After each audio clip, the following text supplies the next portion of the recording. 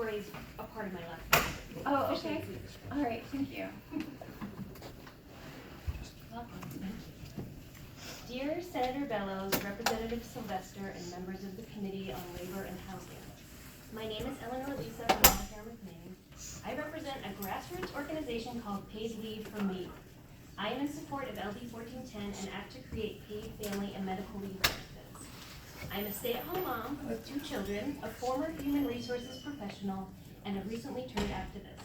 I support LD 1410 because I have seen how a lack of a paid leave program causes people a great amount of stress when they should instead be focusing on their own health, their babies, or a sick loved one. My son Henry was born, January 1st, 2016. During my 3rd trimester, we learned that he was not growing in the womb due to IUGR, infant uterine growth restriction. In December, my doctor encouraged me to stop working to reduce stress. I took her advice.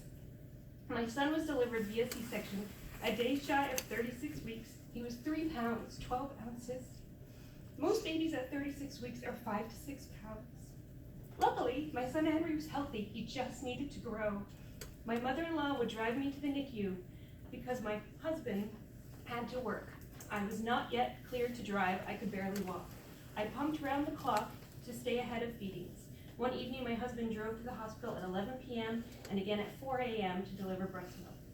At the NICU, I spoke to mothers who had been there longer than myself. They were frustrated how short-term disability only covered the recovery of the mother, not the baby.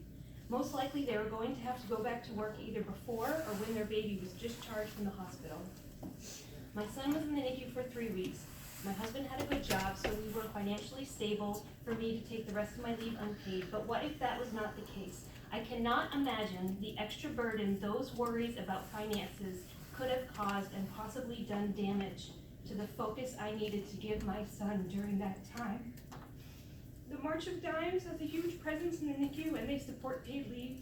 In a 2018 issue brief, they state, society shares an obligation to support new families as well as individuals who are sick themselves or need to care for others.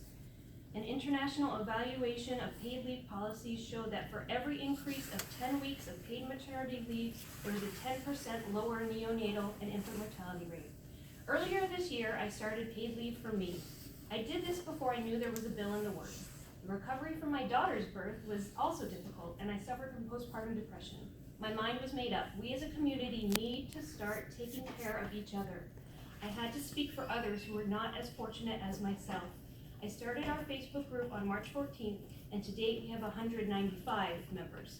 This to me is a sign that the people want paid leave for me. I would like to sincerely thank the committee for listening to my story. Thank you so much, Ms. Lisa, and we would like to thank you for sharing your story. Thank you.